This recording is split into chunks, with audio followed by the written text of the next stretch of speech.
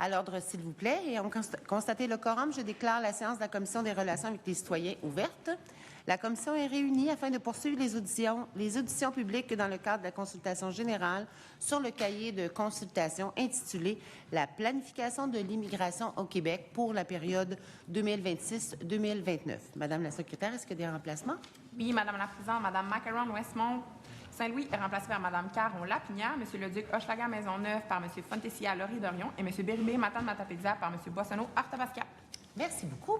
Alors, ce matin, nous allons entendre les deux derniers groupes de tout cet exercice, ce long exercice, qui sont la Corporation des concessionnaires automobiles du Nord-Ouest, conjointement avec la Corporation des concessionnaires automobiles du Québec, qui sont avec nous en visioconférence.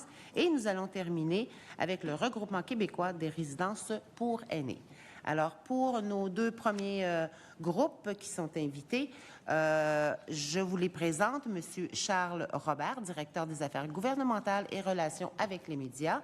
Et nous avons également Monsieur Dion, président de Norauto Nissan, je m'excuse, et Monsieur Donald Dion, président sortant et président d'Action IKEA. C'est pas du tout la même chose qu'IA. Alors, messieurs, bienvenue à la commission. Vous allez bénéficier d'une période de 10 minutes pour présenter l'essentiel de vos recommandations. Et par la suite, vous allez pouvoir entendre les parlementaires vous poser quelques questions. Et voilà, le premier 10 minutes qui vous est accordé commence maintenant. Merci beaucoup, Madame la Présidente et Mesdames, Messieurs, les membres de la Commission. Merci beaucoup de nous recevoir. Alors, vous avez compris que je parle ici aujourd'hui au nom de la Corporation des concessionnaires automobiles du Québec, qui regroupe près de 900 concessions et qui emploie 63 000 personnes. Je suis accompagné par Michel Dion, qui est président de la Corporation des concessionnaires automobiles du Nord-Ouest, et de M. Donald Dion, qui en est le président sortant. Alors, notre message tient en 3 idées simples. 1, nos ateliers de mécanique et de carrosserie sont un service essentiel dans le quotidien des Québécois. 2, la pénurie de main-d'œuvre en mécanique et en carrosserie est désormais un enjeu structurel. Et 3, nous en appelons à une concertation réelle entre le gouvernement du Québec et le gouvernement canadien pour des ajustements ciblés sans opposer recrutement local et international. Concrètement, l'entretien et la réparation des véhicules, y compris des ambulances, des véhicules policiers, des autobus scolaires, des flottes commerciales et les véhicules des particuliers en région dépendent de la capacité de nos ateliers. En sous-effectif, des territoires entiers se désorganisent, délais, coûts et immobilisation des véhicules. Regardons les faits du secteur des services automobiles au Québec. Mécanique, carrosserie, vente, entretien, ateliers indépendants et concessionnaires. On parle ici de plus de 107 000 travailleurs dans plus de 18 000 établissements. En 2023, on estimait à environ 2 300 à 3 000 postes vacants en mécanique et 600 à 700 en carrosserie. Le taux de postes vacants du secteur est environ 4,6 % au-dessus de la moyenne provinciale, qui, elle, se situe autour de 3,9 %. Plus de 40 % des travailleurs en mécanique ont 50 ans et plus. Et côté formation, sur les 4011 inscriptions dans les DEP, 1219 diplômés, toutes voies auto confondues en 2023, soit un taux de diplomation d'environ 30 %. Autrement dit, l'offre locale ne couvre pas la demande et doit en plus suivre ce qui touche l'électrification de l'automobile, l'électronique et la calibration des systèmes d'aide à la conduite. Dans notre réseau, la réalité est la même, et je parle de la réalité des concessionnaires, est souvent plus aiguë en région. En Abitibi-Témiscamingue, et mes deux collègues pourront en parler mieux que moi, par exemple, on parle d'un taux de vacances sectoriel autour de 7 %. De cohortes beaucoup trop petites en CFP, moins de 25 diplômés par an en mécanique et moins de 10 en carrosserie. De logements coûteux, de concurrence salariale très forte, par exemple en Abitibi du secteur minier, et même avec davantage de chômage dans certaines RMR, les bons profils techniques ne se déplacent pas spontanément là où on en a besoin. Et ce décalage n'est pas théorique. Un poste de technicien non pourvu, c'est environ 1600 à 1700 heures nettes de capacité atelier perdues par an. Multiplié par les milliers de postes vacants à l'échelle du secteur, on parle de millions d'heures d'entretien différés, des réparations urgentes retardées, des contrats reportés et des coûts pour les ménages et des PME et parfois même des enjeux de sécurité publique. Aujourd'hui, évidemment, on distingue ce qui relève du gouvernement canadien et ce qui relève de la responsabilité du gouvernement du Québec. Côté fédéral, depuis l'automne 2004, vous le savez, le programme des travailleurs étrangers temporaires s'est grandement resserré, avec un plafond de 10 au volet bas salaire permis souvent limité à 12 mois. Relèvement du seuil au salaire au-dessus du médian provincial, non-traitement de certains EIMT à bas salaire dans les RMR à 6 de chômage ou plus. Contrôle d'intégrité renforcé. Et mis bout à bout, ces règles compriment grandement la capacité des ateliers et font basculer des postes dans un cadre beaucoup plus contraignant. Côté québécois, en 2024, le gouvernement du Québec a suspendu temporairement les PTET à Montréal sous le salaire médian annoncé et a annoncé un encadrement accru de l'immigration temporaire et étudiante. Mais, et c'est important de le souligner, le gouvernement du Québec possède encore malgré tout des mécanismes pour offrir la résidence permanente et agir dans sa propre cour. Il y a le PEC qui a été suspendu par moment et pour certains volets, le PSTQ, un parcours en plusieurs étapes, vous le savez, qui demeure malgré tout très lourd sur le terrain. Autrement dit, néanmoins, des outils existent, mais ils doivent être ajustés et accélérés pour des métiers que l'on juge essentiels. À cet égard, le gouvernement peut agir dès maintenant.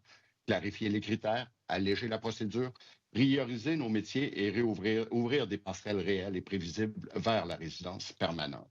Plus largement, le Québec détient des leviers structurants. Définir des métiers en pénurie prioritaire, ajuster le PEC pour les DEP pertinents, accélérer les CSQ, franciser en emploi, soutenir les centres de formation professionnelle afin de moderniser l'offre.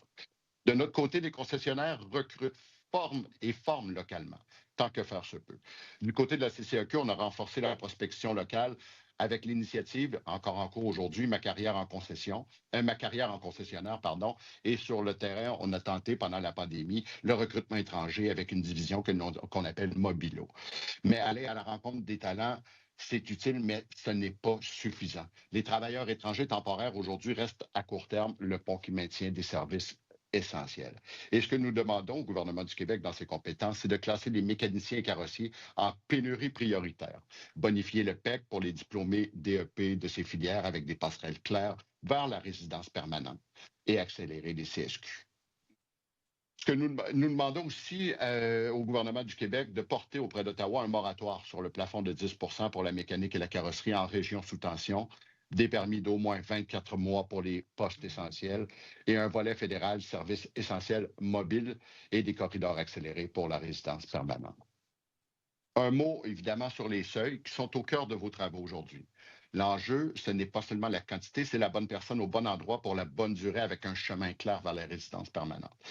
3 principes simples selon nous, prioriser la conversion en résidence permanente des personnes déjà intégrées dans ces métiers essentiels, fixer des cibles par région et par secteur selon les besoins documentés, attacher chaque décision de seuil à un plan d'intégration crédible, ici entendez logement, francisation, reconnaissance de compétences, et ce, co-réaliser avec les employeurs et les municipalités. Sachant que le temps favorise l'intégration, vous le savez, en région, l'arrivée d'un immigrant peut être un choc culturel pour lui. Mais avec des permis d'au moins 24 mois, des passerelles vers la résidence permanente et l'appui concret des employeurs, logement à l'arrivée, mentorat, francisation, en emploi, accompagnement des conjoints, la rétention progresse. Les équipes se stabilisent et le français au travail se renforce. Et enfin, nous lançons un appel à la responsabilité partagée. Nous avons vu récemment dans les différents médias le gouvernement du Québec et Ottawa se renvoyer la balle. Et nous voulons rappeler aux parlementaires que l'accord Gagnon-Tremblay-McDougall a démontré qu'on peut trouver des terrains d'entente qui respectent les impératifs économiques et culturels du Québec. Nous en appelons à retrouver cet esprit de collaboration, parce qu'entre-temps, des secteurs entiers, dont le nôtre, manquent de solutions concrètes. Je rappelle que notre réseau, c'est 900 concessionnaires répartis dans les 17 régions du Québec, 63 000 emplois, 1,5 milliard versés au gouvernement et aux municipalités en divers revenus fiscaux. Je rappelle que les concessionnaires du Québec soutiennent aussi les médias régionaux comme étant les plus grands acheteurs d'espaces publicitaires et qui sont un vecteur d'information locale de qualité. Et nos ateliers de mécanique et de carrosserie sont donc un service essentiel. Et pour toutes ces raisons, nous demandons une concertation rapide entre le gouvernement du Québec et Ottawa et des ajustements ciblés pour sécuriser la mobilité des citoyens et l'activité économique des régions du Québec. Sur ce, je vous remercie. On est prêt à prendre vos questions. Monsieur Robert, merci. Monsieur Dion également. Alors, on va donc commencer les pourparlers, pas les pourparlers, mais les discussions avec les parlementaires. Je fais le lien de deux mots. Alors, Monsieur le ministre, la parole est à vous pour débuter. 16 minutes 30 secondes. Merci bien, Madame la Présidente. Merci pour votre présentation. C'est très concret, très parlant, très proche du terrain. Je pense qu'on a besoin de ça. C'est ce qu'on a besoin aussi en commission parlementaire. On peut associer par la bande les gens qui travaillent dans les concessionnaires automobiles, les mécaniciens, mécaniciennes, je veux le dire au féminin aussi, il peut y en avoir aussi. C'est proche du secteur manufacturier d'une certaine manière. Le secteur manufacturier produit un bien neuf, tandis que vous l'entretenez, vous le maintenez sur la route avec parfois les mêmes outils et avec des compétences absolument nécessaires. On ne voudrait pas que quelqu'un s'improvise mécanicien pour, par exemple, entretenir nos freins. Là. Il y a quelque chose là, de crucial là-dedans.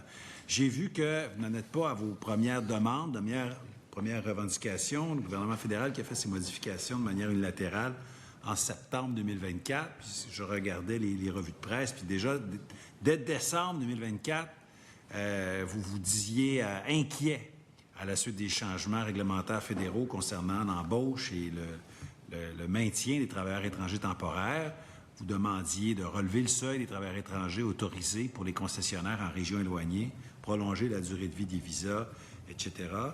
Le gouvernement a fait la sourde oreille. En juillet 2025, plus récemment, je vois un article du Journal de Montréal où là, ça abordait les impacts de la réduction des TET sur les concessionnaires en Abitibi-Témiscamingue. Dans cet article de journal-là, l'association exige d'urgence un moratoire du gouvernement fédéral. On est allé exactement dans la direction que vous demandiez à plusieurs reprises publiquement, à travers des lettres officielles, des sorties de presse, des discussions privées que j'ai eues avec plusieurs ministres fédéraux. Vous dites, on ne veut pas que les gouvernements se renvoient la balle. Je ne pense pas que c'est le cas, parce qu'il y a des choses qu'on contrôle. Par exemple, sur le programme de travailleurs étrangers temporaires, normalement, avant que le fédéral débarque là, en septembre 2024, nous contrôlions réellement, là, pratiquement à 100 les paramètres de ce programme-là. Et nous, on avons imposé une mesure spécifique Montréal-Laval parce qu'on a un enjeu spécial démographique, linguistique, culturel Montréal-Laval. C'est notre décision. On l'assume parfaitement. Elle fait peut-être pas l'unanimité, mais elle fait consensus. Quand Ottawa débarque et pose de manière unilatérale une mesure qui vient avoir un impact négatif dans nos régions, chez vos membres, on le dénonce, mais ce n'est pas de se renvoyer la balle. On dit cette mesure que vous avez imposée, nous vous demandons de la retirer ou de l'amoindrir à tout le moins avec une clause grand-père. Et puis, d'autres nous disent, bien, si Ottawa arrache les travailleurs étrangers temporaires, alors Québec, lui, pourrait leur donner la permanence, leur donner des CSQ à tous. C'est deux choses différentes. On va considérer ça sérieusement. J'ai déjà mentionné dans le cadre des consultations. Je ne pense pas qu'on peut, d'un seul coup, en quelques semaines, donner des CSQ à tous les travailleurs étrangers temporaires à grandeur du Québec comme ça. Souvent, ils viennent pour des besoins qui sont ponctuels, pas toujours. Il y en a qui sont ici pour plusieurs années. Mais je pense qu'il y a quelque chose à considérer là-dedans. Mais pour nous laisser le temps de bien faire les choses, je pense qu'il faudrait qu'Ottawa cesse de nous les arracher un après l'autre en refusant de renouveler ces permis-là. Une des raisons pour lesquelles vous avez un si grand besoin de travailleurs étrangers temporaires, c'est parce qu'au Québec, on ne fournit pas suffisamment de gens qui sortent de nos centres de formation professionnelle. Pouvez-vous nous dire combien de personnes, combien de jeunes sortent, ou même de personnes moins jeunes vont se requalifier, vont suivre des formations à chaque année pour venir travailler là, en mécanique automobile? Ouais, écoutez, les données les plus récentes qu'on avait, et c'est celles dont je fais mention dans l'introduction, en 2023, pour les 4000 étudiants en DEP, tout secteur automobile confondu, on a un taux de diplomation de je pense que c'était autour de 1200. Si j'ai pas mon allocution. Et par exemple, en Abitibi, ben, là, mes collègues pourront en parler mieux que moi, mais on se retrouve avec des cohortes qui sont faméliques. En fait, ce que j'essaie d'expliquer, Monsieur le ministre, c'est qu'on est allé au bout de ce qu'on est capable de produire en termes de main-d'œuvre localement. Et ce, autant en diplomation que dans la requalification. D'autant plus que, évidemment, c'est un secret pour personne, là, mais on subit aussi lourdement là, le poids démographique là, et le vieillissement de la population. Alors, on est ici aujourd'hui parce que les travailleurs étrangers et les immigrants permanents sont, à notre sens, notre solution de dernier recours. Je vous mentirai pas que la plupart des gens, des membres chez nous, sont aux abois. Et voyons, mes amis de l'Abitibi vont vous le dire, mais on atteint des seuils qui sont hallucinants. Je pense, Donald, sauf erreur de ma part, emploie 30 de sa main-d'œuvre en mécanique qui sont des travailleurs étrangers temporaires. 30 c'est énorme. Et un peu plus tôt, on discutait entre nous avant de rentrer en commission et on parlait d'un concessionnaire Honda en Abitibi qui, lui, est rentré à plus de 50 Donald, je ne sais pas si tu veux faire un peu de pouce là-dessus, ou Michel, désolé. Je passe la porte à mes collègues. Je peux y aller. Vous parliez du concessionnaire Honda à Rouyn-Noranda. Il a 20 travailleurs étrangers dans son personnel sur 46 employés total. Dans son atelier mécanique, on parle de 7 travailleurs étrangers sur 10 techniciens. En esthétique automobile, donc il fait le lavage des véhicules, il y a 6 préposés en esthétique. Sur ces 6, 5 sont des travailleurs étrangers. Et il fait de la carrosserie également. Il y a 3 techniciens. Sur les 3, 2 sont travailleurs étrangers.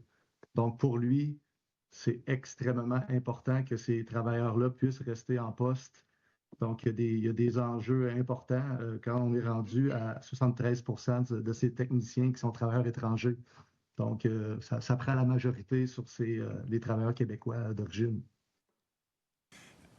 Petite question technique, parce que les contraintes sur les travailleurs étrangers temporaires que nous ont apporté le gouvernement fédéral sont liées au salaire.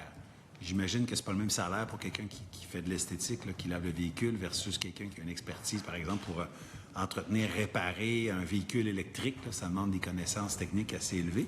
Mais supposons qu'on parle de la mécanique. Quelle est la fourchette des salaires, soit le salaire horaire à l'heure ou, disons, salaire annuel? Grosso modo, le fédéral dit 34 l'heure, grosso modo, comme seuil. Ça donne autour de 72 000 par année. C'est quoi la fourchette des salaires pour, par exemple, vos mécaniciens? Pour les mécaniciens d'expérience, sont entre 35 et 40 de l'heure. Donc, ici, on parle des employés qui sont là depuis plusieurs années, qui font de la mécanique depuis 20, 30 ans. Donc, quelques-uns atteignent les 40 de l'heure. Donc, quand on parle du seuil de 34 et 62 pour les travailleurs étrangers, on est très proche du salaire des gens d'expérience. Donc, la fourchette, si on parle d'un jeune qui sort de l'école, on va être faire autour de 25 l'heure et on progresse vers les 40 au fil des années. Donc, le salaire, comme je disais, à 34 et 62 est déjà très élevé dans la fourchette.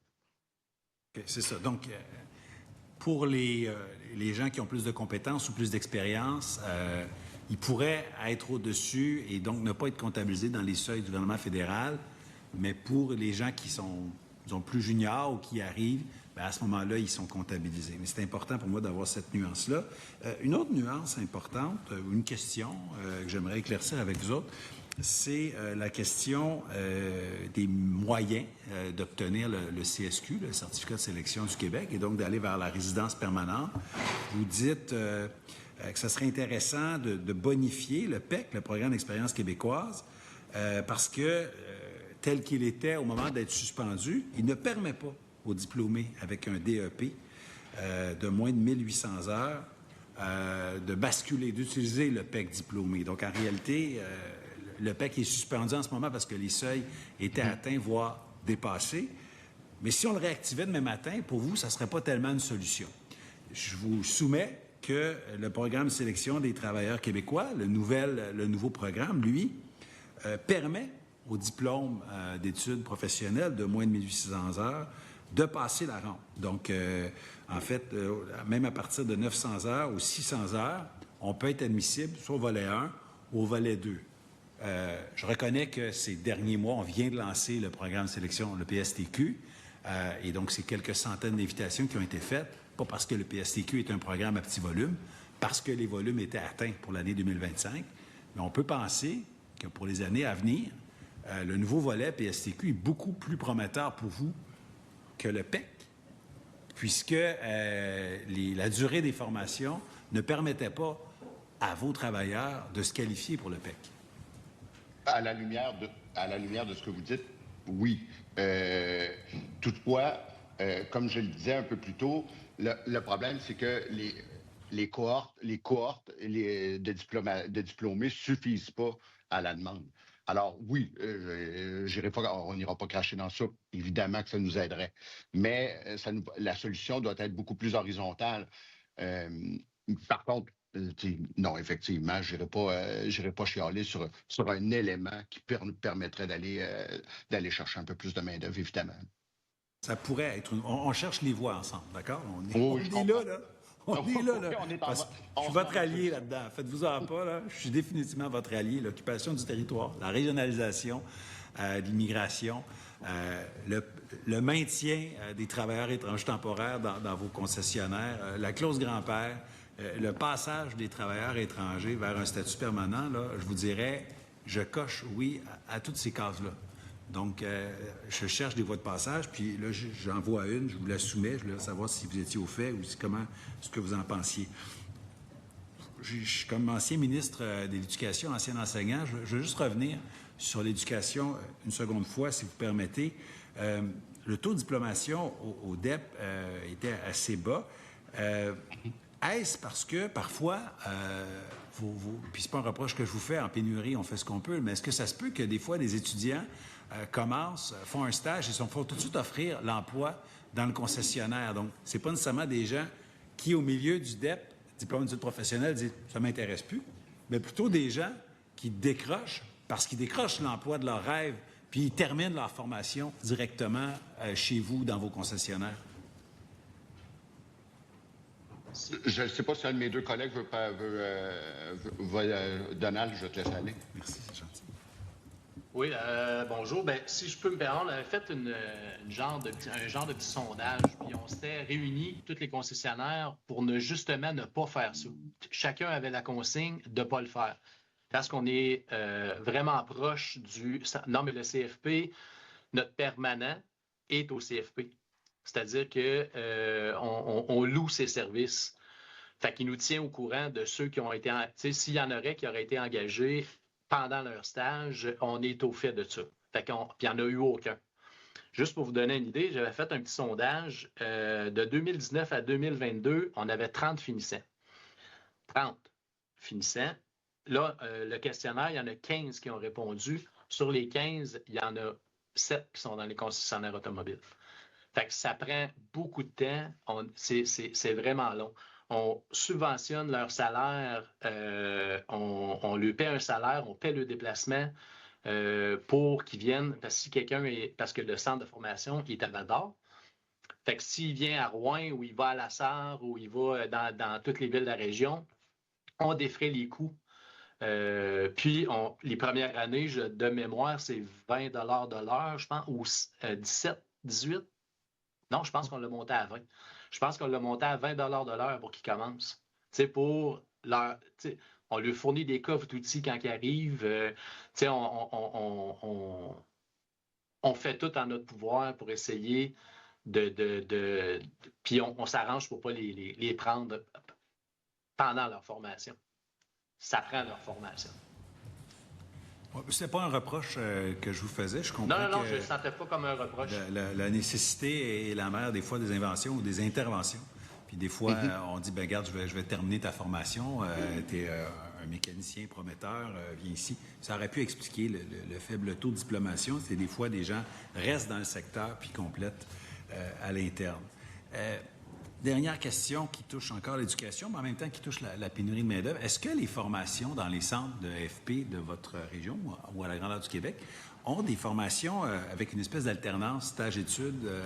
En Europe, ils appellent ça le programme dual, là, où il y a une partie de leur formation qui n'est pas nécessairement dans l'école directement, mais qui est chez le concessionnaire. Bien, je sais que ça, c'est un facteur de rétention et de diplomation quand on sort de l'école puis qu'on va directement sur le marché du travail. Oui, exactement. On le fait systématiquement. Il y a les premières années, les deuxièmes années, les troisièmes années. Puis en plus, c'est les étudiants qui choisissent. Fait qu'ils nous font seulement une demande et nous, on accepte la demande, puis on le fait. Puis après ça, ils retournent à l'école. C'est une alternance, là, travail-école, travail-études. Là. C'est déjà en place. Ça fait, excusez-moi, ça fait déjà 4-5 ans que c'est déjà en place, ça. OK. Bien, je vous remercie pour cet échange-là. Je vous répète qu'on est très sensible à vos préoccupations. On sait qu'on a besoin, pour des questions de durabilité, des questions d'écologie, des questions d'occupation du territoire, des questions de sécurité. On a besoin de vous et on va travailler en tant qu'alliés pour vous aider à passer à travers ça. Merci beaucoup. Merci. Merci, Monsieur le ministre. On poursuit la discussion, cette fois avec le député de l'opposition officielle pour 12 minutes 23 secondes. Merci, Madame la Présidente. Alors, bonjour, Messieurs Robert Dion et Dion. Merci d'être avec nous aujourd'hui. Merci pour votre mémoire que j'ai lu avec attention. Quelques questions pour bien saisir, en fait, tous les défis auxquels vous faites face. Je comprends que dans votre mémoire, à la page 4, vous soulignez que est-ce que c'est présentement qu'il y a, parmi les postes vacants, environ 2325 postes de mécaniciens vacants? Est-ce que je comprends bien le chiffre? Oui, exactement. Donc là, au Québec, là, pour l'ensemble du Québec, là... En fait, oui, allez-y. Je vais être obligé de nuancer parce que les données disponibles en ce moment, datent de 2023. Alors, juste pour contextualiser, là, les prochains chiffres devraient être disponibles bientôt, mais ce que je peux vous dire, Monsieur le député, c'est que la situation ne s'est pas améliorée. Alors, ce qui était vrai en 2023 est potentiellement vrai aujourd'hui. Et je vous remercie. Et je comprends que parmi vos travailleurs étrangers temporaires, dans la catégorie mécanicien approuvé en 2022, vous en avez 732. Sauf erreur, oui. Oui, d'accord. Et ils sont ici depuis plusieurs années? C'est une excellente question. Globalement, je ne suis pas capable de vous donner la moyenne. Je ne sais pas si Donald ou Michel peuvent parler dans leurs propres entreprises, eux, du temps que ces travailleurs-là ont passé dans leurs entreprises respectives. Mais oui, est-ce que vous voulez, M. Dion et Dion, ajouter quelque chose? Oui. Juste pour répondre à votre question, 2018-2019 a été l'entrée massive, je dirais, de travailleurs étrangers. C'est là qu'on a commencé à recruter un petit peu tout le monde. On s'est consulté, tout le monde s'est passé les contacts et c'est beaucoup là que ça a commencé. Donc, 2000... Oui, allez-y. Il reste environ un an à plusieurs travailleurs à leur contrat qui étaient au départ des contrats de 3 ans de mémoire. Fait qu'il leur reste une année, là, en majorité. Là. Il y a plusieurs que c'est comme ça. Et avec les gens dans votre réseau, est-ce que je comprends que ces travailleurs-là voudraient rester, donc éventuellement obtenir une résidence permanente? Pour la grande majorité, oui. Et d'ailleurs... On est déjà en processus. D'ailleurs, c'est ce qu'on revendique, c'est de meilleures passerelles vers la résidence permanente. Comme je disais dans mon allocution d'introduction, évidemment, quand un nouvel arrivant arrive en région, il y a un choc culturel. Mais je vais y aller un peu, je vais caricaturer, mais ça passe ou ça casse, hein, comme on dit. Mais quand ça passe, l'intégration se fait de façon beaucoup plus organique et harmonieuse. Et souvent, on serait capable d'assurer la pérennisation de nos opérations dans ce secteur-là, notamment, si on était capable de... Parce que, de toute façon, il n'y a pas de notion de temporaire en mécanique automobile. C'est pas des travailleurs saisonniers. On se comprend, l'entretien mécanique d'un véhicule, on en fait à l'année longue. Et les besoins sont répartis à l'année longue. Puis, je le répète, là, mais un poste de technicien, d'un mécanicien non pourvu, c'est 1700 heures nettes par an. Alors, multiplier ça par le nombre de postes vacants, là, c'est des millions d'heures d'entretien qui sont différés. Des millions. Et puis, comme je l'ai dit, en Abitibi notamment, les ateliers en mécanique assurent le maintien, la réparation de véhicules de service public. Là. On parle de prestations de services aux citoyens. Alors, donc, ambulance, voiture de police, camion de pompiers, etc., etc. Alors, on se retrouve dans une situation qui pourrait devenir extrêmement difficile et qui va au-delà des enjeux strictement économiques. Bien que, économiquement, ce manque à gagner-là soit une catastrophe, mais là, on tombe dans un... Puis, on le sait, là, il n'y a pas d'alternative pour quelqu'un à Amos. Si jamais sa voiture est en réparation, qu'il n'a pas accès à un nouveau véhicule, qu'il y a un délai, il n'y a pas de métro à Amos encore. Alors, il n'existe pas d'alternative de transport en commun. Alors, voyez à quel point c'est facile de déconstruire un écosystème juste parce on n'est pas capable d'assurer assez d'heures d'atelier en mécanique. Et votre point est excellent.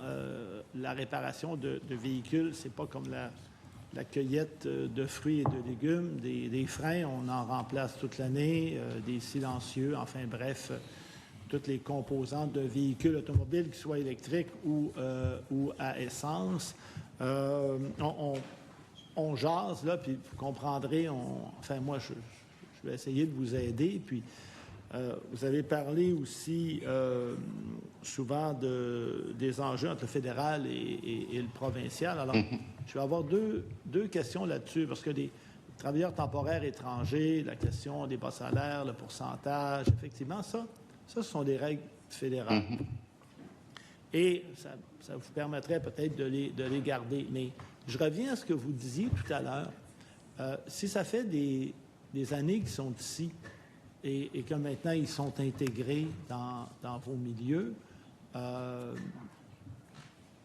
si d'une façon régionale, parce que là, le PEC est suspendu, c'était peut-être pas le meilleur moyen pour vous, mais là, maintenant, M. le ministre nous parle souvent du PSTQ.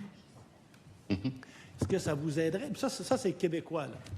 Est-ce que ça vous aiderait si dans une ronde éventuelle, hypothétiquement, M. le ministre disait, bien, dans votre secteur, c'est prioritaire. Vous avez parlé tout à l'heure de réparer des ambulances, réparer des camions de pompiers et de dire, écoutez, on vous entend, on va vous le régler, votre problème, là, puis on va vous en envoyer des invitations. Est-ce que c'est quelque chose qui serait aidant pour vous? À sa face même, oui. Est-ce que c'est suffisant? Là, malheureusement, je suis dans l'hypothèse de l'hypothèse. Là, malheureusement, c'est évident que ça ne nuira pas. En tout cas, à la lumière de la conversation qu'on vient d'avoir, je pense que ça peut aider. Mais est-ce que ça va suffire? Je ne pense pas, non. Et êtes-vous d'accord avec moi? Parce que là, on parle de planification pour les prochaines années en immigration. Je privilégie le sur-mesure que le mur à mur, parce que il n'y a pas des régions qui sont identiques. D'ailleurs, vous mentionnez quelques régions. Des sommets régionaux pour mieux planifier l'immigration, est-ce que c'est quelque chose qui vous parle? Bien sûr, bien sûr. Bien sûr, d'aller interagir avec... évidemment, la planification de l'immigration, c'est un travail qui doit se faire en concertation avec les différents milieux. C'est pas juste, évidemment, là, moi, je représente une association sectorielle. Vous avez entendu les grandes associations nationales, mais en même temps, vous avez raison quand vous dites que l'Abitibi, c'est pas la Gaspésie, puis que Montréal, c'est pas Sainte-Foy. Oui, là-dessus, on s'entend. Puis chaque région a des besoins qui lui sont propres dans des domaines spécifiques. Le fait est que ce que j'ai entendu, néanmoins, mais cela dit, la réponse claire à votre question, Monsieur le député, c'est que oui, on serait tout à fait favorable à des initiatives locales, tout à fait. Mais cela dit, aujourd'hui, je suis avec vous, avec mes collègues de l'Abitibi, mais ça aurait pu être des gens d'Abitibi, ça aurait pu être des gens de la Gaspésie, ça aurait pu être des gens du Lac-Saint-Jean. Ce que nos amis de l'Abitibi viennent vous dire aujourd'hui, on l'entend dans toutes les régions du Québec. Cela étant Pourrait être aussi des gens des îles de la Madeleine et eux, en plus, ce sont des insulaires. Donc, effectivement, un enjeu. On peut parler aussi de l'île d'Anticosti. Il y a des gens qui vivent là, ils ont de la machinerie lourde, etc., etc. Peut-être pas beaucoup de concessionnaires d'auto, mais il y a quand même des véhicules qui roulent. Il y a un dossier, moi, qui me tient à cœur, et c'est celui du regroupement familial. J'aimerais que vous parliez un peu de ça. Comment vos travailleurs étrangers vivent ça? Est-ce que vous avez des enjeux? Est-ce que c'est trop long? Est-ce que le système est trop lourd? Parce qu'on apprend, statistiquement parlant, que dans le reste du Canada, ça prend à peu près 13 mois, alors qu'au Québec, c'est 37 mois et peut-être même plus. Est-ce que vous vivez des enjeux à ce niveau-là? Je vais laisser mes deux collègues, je ne sais pas si dans vos concessions respectives, mes deux collègues ont eu à vivre des situations comme celle-là. Je vais les laisser commencer. Oui, je peux. Je suis propriétaire d'un atelier de carrosserie et j'ai un travailleur philippin qui est chez nous depuis 2019. Aujourd'hui, sa femme est ici, ses 3 enfants ainsi que sa mère. Il n'a pas encore sa résidence permanente, il travaille fort pour l'avoir. Évidemment, quand tu parles la langue des Philippines et que tu tentes de parler le français à travers des Québécois de souche qui ne parlent pas un français très international, c'est pas facile pour eux d'apprendre la langue. Donc, oui, on a des enjeux à ce niveau-là. Il suit ses cours de français, il s'en vient très bon, mais c'est un des enjeux qu'on a pour ceux qui viennent des pays qui ne parlent pas français. Donc, il y a accès à de la francisation, puis évidemment, on aime le français de nos régions, puis on en est fiers avec les variations que l'on connaît. Mais je comprends que ça a pris plusieurs années pour que sa famille soit réunie. Oui, ça a pris 4 ans avant qu'il puisse avoir sa femme et ses enfants ici. 4 ans. Oui. Donc, pendant 4 ans, lui était dans un de vos garages à réparer des autos, puis sa famille était aux Philippines. C'est exact. Je vais aller plus loin. Quand il a quitté les Philippines, sa conjointe était enceinte du 3e enfant. Donc, il n'a pas pu assister à la naissance de son enfant. Donc, on vit des situations assez particulières. On se voit très mal, nous, au Québec, partir à l'étranger et pas voir nos enfants pendant des années, puis seulement leur parler sur un écran d'ordinateur. Mais lui, il l'a vraiment vécu. Donc, il a pu aller aux Philippines après 3 ans, je crois. Là, on l'a aidé financièrement à se payer un billet d'avion, évidemment, mais c'est triste. C'est un drame humain un peu plus. Puis quand son enfant arrivait, non seulement il ne l'avait jamais vu, mais il l'aurait rentré au CPE tout de suite. Oui, effectivement. C'est très bien. Je vous remercie. Merci beaucoup. Merci, Madame la Présidente. Merci beaucoup, Monsieur le député. Alors, on termine cette audience avec le député de Laurier-Dorion pour une période de 4 minutes 8 secondes. Oui, bonjour monsieur, merci beaucoup d'être avec nous. J'ai très peu de temps. Écoutez, on sait que c'est un débat important, la question des seuils d'immigration.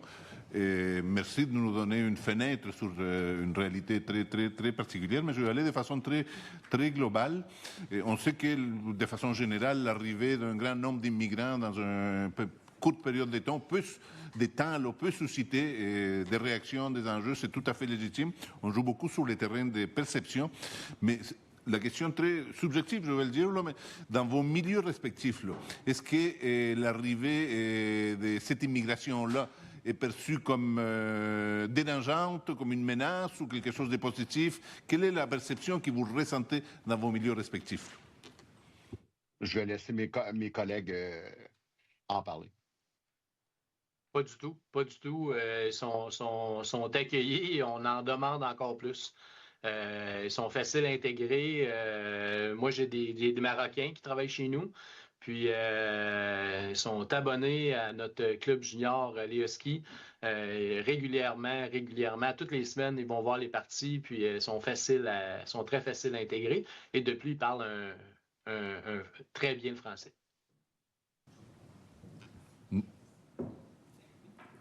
Très bien. Écoutez, vous avez parlé aussi de l'épuisement de la filière de formation professionnelle. On sait, vous avez mentionné la question du vieillissement de votre main-d'œuvre. On met beaucoup de l'avant pour pallier à ces problèmes-là, des gains en productivité, automatisation. Je vous vois, là, je conçois mal l'automatisation dans le domaine dans votre domaine. Mais est-ce que vous pensez que des gains en productivité peuvent remplacer l'apport en immigration? À 100%, monsieur le député? Je voulais juste nuancer, mais quand vous dites 100%, suppléer à 100%? Ou en bonne partie, là. C'est-à-dire les gains en productivité okay. peuvent diminuer l'apport de l'immigration. Bien. OK, je vais essayer de nuancer de la meilleure façon possible. La réponse à votre question, objectivement, c'est oui, évidemment qu'il y a des gains en productivité qui peuvent être faits grâce à l'automatisation, l'intelligence artificielle. On est déjà là. Par contre, ça amène des changements aussi dans la façon... c'est le syndrome de l'allumeur de réverbère. Pour un métier qui disparaît, on s'en crée un autre. Par exemple, là, la semaine dernière, j'étais au dévoilement dans un atelier de peinture d'une nouvelle machinerie qui permettent d'aller gagner du temps. Et quand on peinture un automobile, mais ça prend des gens pour l'opérer. Ça prend un autre type de formation. Alors, la réponse la plus intellectuellement honnête, c'est oui, il y a des gains, forcément, mais ça ne pourra jamais suppléer à une main-d'œuvre réelle et humaine. Très bien. D'ici quelques temps, il va y avoir une diminution du nombre de travailleurs temporaires. Et certains pourront avoir accès à la résidence permanente. C'est la question des seuils et ça va être décidé par le Québec. Là. Mais il va y avoir une diminution. Là. Je conçois que ça va être difficile pour votre industrie. Là. Absolument. Et les décisions qui vont être prises dans les prochaines semaines vont avoir un impact important, qu'il soit positif ou négatif, là, mais sur le moyen et long terme, autant économique que dans la prestation de services à la population. Et je ne vous mentirai pas qu'on a certaines appréhensions à cet effet-là, d'où notre appel à la concertation avec les deux ordres de gouvernement. Messieurs, il me reste plus qu'à vous remercier pour votre contribution à nos travaux. Nous avons votre mémoire, vos recommandations. Alors, on termine dans à peine une heure, l'entièreté des consultations. Alors, vous avez été des nôtres. Je vous en remercie. Et pour les collègues, je vais suspendre quelques instants le temps de recevoir nos derniers intervenants.